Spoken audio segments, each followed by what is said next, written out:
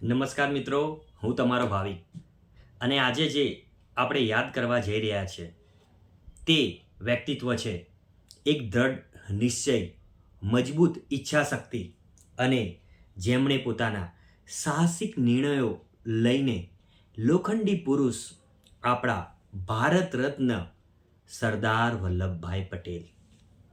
આજ રોજ સરદાર વલ્લભભાઈ પટેલ સાહેબની 150મી જન્મજયંતિ છે.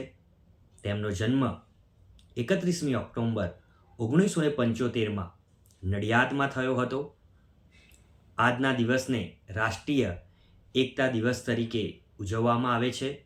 સરદાર વલ્લભભાઈ પટેલ એવું વ્યક્તિત્વ કે જેમણે ભારતના પ્રથમ નાયબ વડાપ્રધાન, પ્રથમ ગૃહપ્રધાન તથા બધા દેશી રજવાડાઓને જેમણે ભારત સાથે જોડ્યા હતા.